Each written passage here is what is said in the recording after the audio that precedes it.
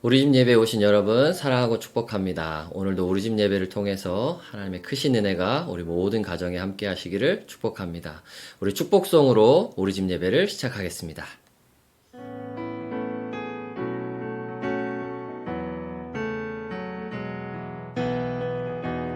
하나님의 사랑이 당신의 삶 가운데 가득하기를 축복합니다. 하나님의 은혜가 우리 가운데 가득하길 기도합니다. 하나님의 사랑이 당신의 삶 가운데 가득하기를 축복합니다. 하나님의 은혜가 우리 가운데 가득하길 기도합니다. 가득하길 기도합니다. 나는 전능하신 아버지 하나님 천지의 창조주를 믿습니다. 나는 그의 유일하신 아들 우리 주 예수 그리스도를 믿습니다. 그는 성령으로 잉태되어 동정녀 마리아에게서 나시고 본디오 빌라도에게 고난을 받아 십자가에 못 박혀 죽으시고 장사된 지 사흘 만에 죽은 자 가운데서 다시 살아나셨으며 하늘에 오르시어 전능하신 아버지 하나님 우편에 앉아 계시다가 거기로부터 살아있는 자와 죽은 자를 심판하러 오십니다. 나는 성령을 믿으며 거룩한 공교회와 성도의 교제와 죄를 용서받는 것과 몸의 부활과 영생을 믿습니다. 아멘.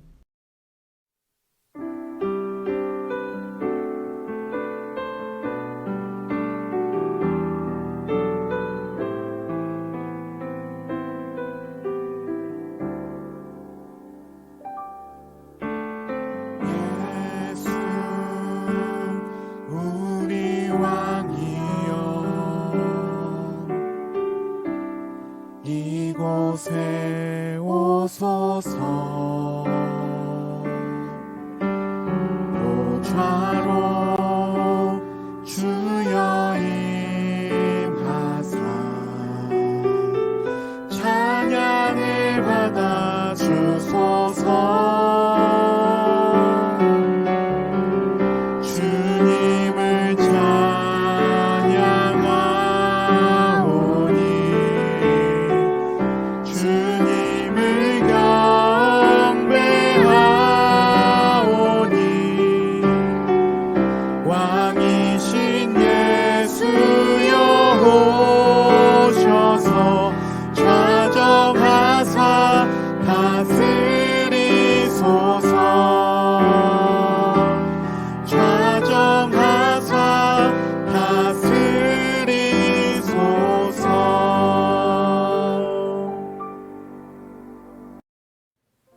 이번 순서는 우리 집 감사일기 시간입니다. 지난 한 주를 돌아보시면서 하나님께 감사한 내용, 먼저 우리 주님께 감사한 내용, 또 부모님이 자녀에게, 자녀가 부모님께 감사한 내용을 서로 나누는 은혜의 시간 되시기를 바랍니다.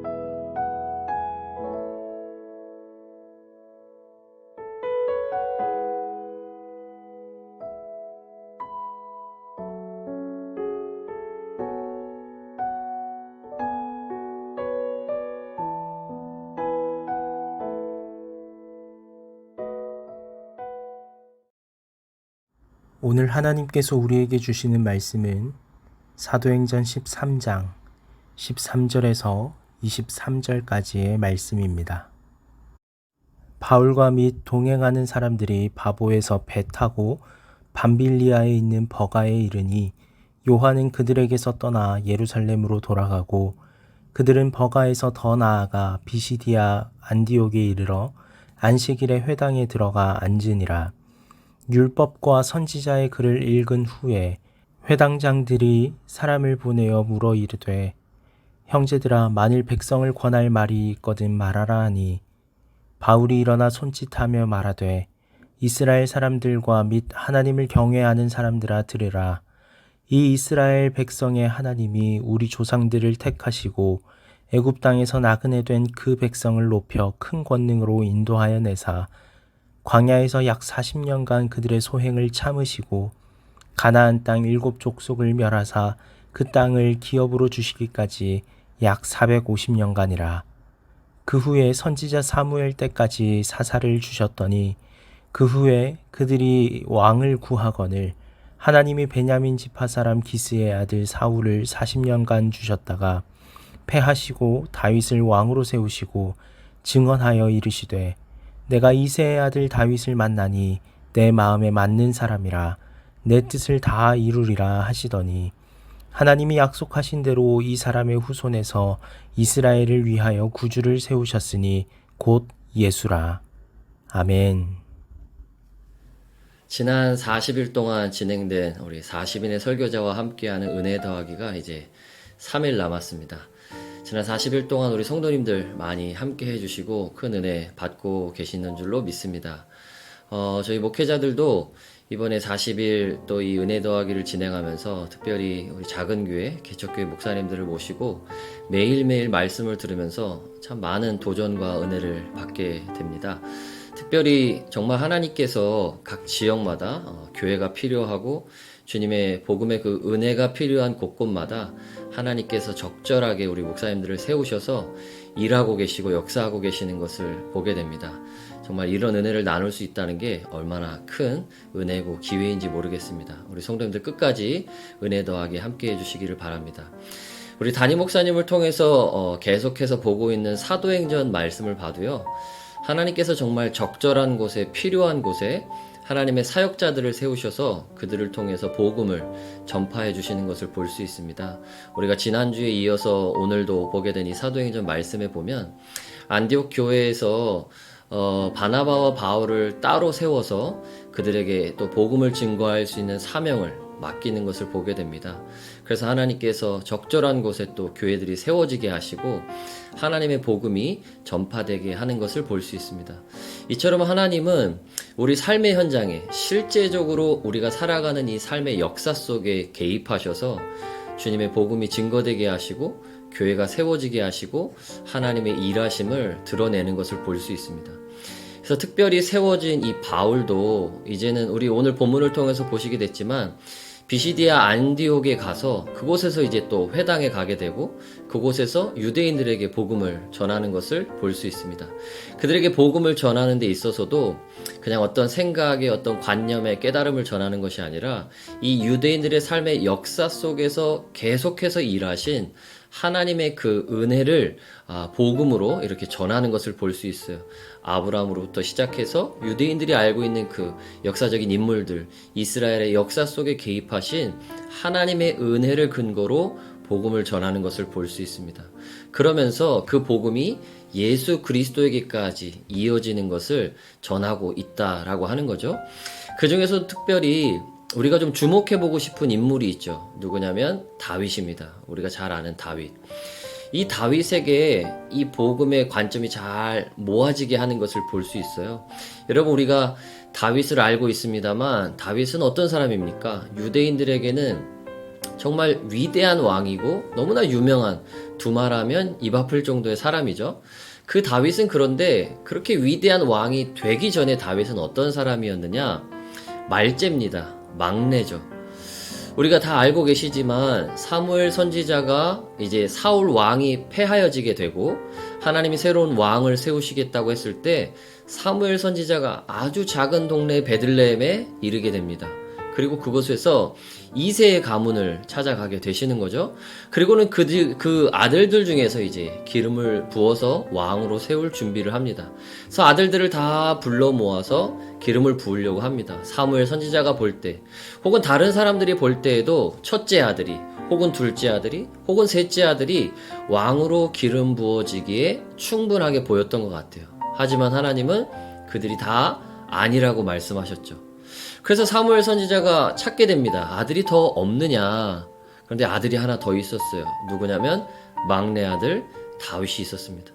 그런데 이 막내 아들 다윗은 이 아들들을 불러서 기름 부음을 받을 자가 누군지를 찾게 되는 이 현장에 초대받지 못해요. 우리가 보통 우리나라 정서로는 막내라고 하면은 뭔가 좀 더 사랑받고 더 이렇게 돌봄을 받고 귀여움을 독차지 하는 존재인 것처럼 생각하지만 이 히브리어 원어의 의미로 보면 이 막내라고 하는 단어가 하카돈이란 단어인데 그 의미를 살펴보게 되면 뭐 사랑받고 귀여움받는 거하고는 거리가 멉니다. 어떤 의미냐? 좀 보잘것없는 자, 인정받지 못한 자, 뭐 이런 귀한 자리에는 함부로 낄 수 없는 어떤 그런 존재. 그래서 밖에 나가서 양을 치고 동물을 돌봐야 되는 그런 존재로 취급받는 게 막내 다윗이었다라고 하는 거죠. 그런데 결국에는 하나님은 그 다윗을 어떻게 하셨느냐? 다윗을 택하셔서 그에게 기름을 부으십니다.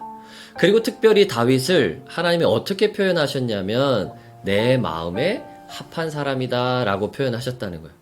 근데 이 부분을 우리 담임 목사님도 그렇고 저희 부교육자들도 자주 인용하는 이 메시지 성경으로 다시 보게 되면 뭐라고 표현을 해놨냐면 이 다윗, 내 마음에 합하다 하나님이 표현한 이 다윗을 메시지 성경에는 이렇게 돼 있어요. 하나님의 마음을 설레게 하는 사람이다 라고 표현되어 있다는 거예요. 다윗은 겉으로 볼 때는 하카돈입니다.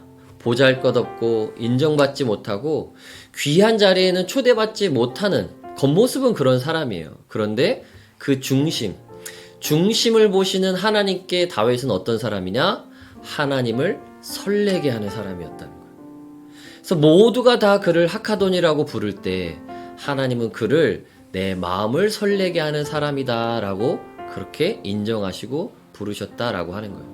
그런데 놀라운 것은 그 겉으로는 하카돈이지만 그 중심은 하나님을 설레게 하는 다윗을 통해서 결국엔 누가 오셨느냐? 예수 그리스도, 메시아, 우리 주님이 오셨다는 거죠. 여러분, 이 말씀과 이 흐름은 우리에게 이런 의미를 준다고 생각합니다. 우리가 겉으로는 하카톤과 같다 할지라도 우리의 중심을 보시는 하나님께 우리의 중심이 하나님의 마음을 설레게 하는 그런 중심을 갖고 있다라고 한다면 그런 저와 여러분을 통해서 예수 그리스도께서 이 땅에 온전히 드러나게 되는 역사가 나타나게 될 줄로 믿습니다. 하나님은 지금도 우리의 삶의 역사 속에 친밀하게 역사하시고 개입하기 원하세요. 그런데 우리의 겉모양이 어떠냐보다, 심지어 우리의 겉모양이 하카톤 같다 할지라도 우리의 중심이 하나님의 마음을 설레게 하는 사람이라고 한다면 그런 저와 여러분을 통해서 예수 그리스도께서 온전히 드러나게 될 것이다 라고 하는 거죠. 바라기는 우리 가정이 또 저와 여러분 한 사람 한 사람이 겉모양은 혹시나 하카톤 같다 할지라도, 보잘것없고 인정받지 못하는 것 같다 할지라도 우리의 중심은 하나님의 마음을 설레게 하는 사람들 되기를 소망합니다. 그래서 저와 여러분을 통해서, 우리 가정을 통해서 예수 그리스도께서 온전히 드러나게 되시는 저와 여러분 되시기를 주님의 이름으로 축복합니다. 이번 순서는 우리 집 말씀 순서입니다. 들은 말씀을 우리 자녀들에게 다시 한 번 더 되새겨주는 시간입니다. 한 3분 정도의 시간을 드릴 텐데요. 이 시간 동안 들은 말씀을 되새기시면서 우리의 마음속에, 우리의 가정에 우리의 말씀으로 새겨지시기를 주님의 이름으로 축복합니다.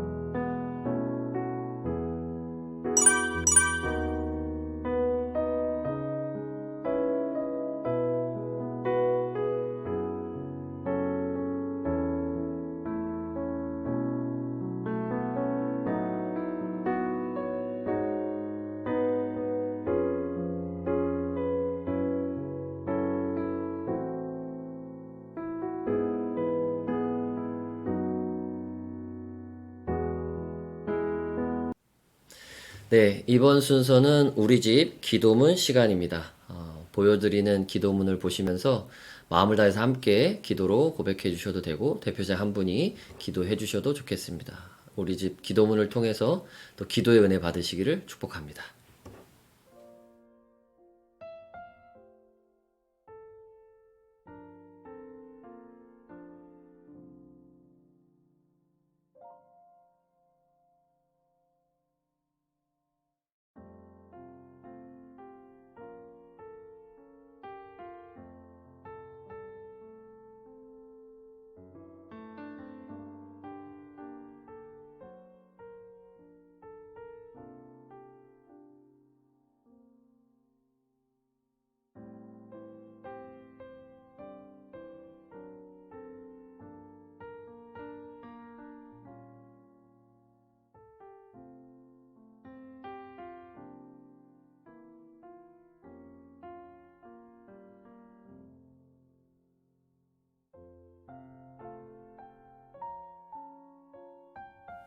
네, 이제 벌써 마지막 순서네요. 이번 순서는 말씀 나눔 시간입니다. 세 가지 나눔의 주제를 드릴 텐데요. 하나하나씩 천천히 생각하시면서 함께 받은 은혜, 말씀 나눔을 통해서 나눠주시고, 마지막은 주기도문으로 맞춰주시면 되겠습니다. 한 주간도 주님의 말씀과 기도 속에 승리하시는 우리 모두 되시기를 축복합니다.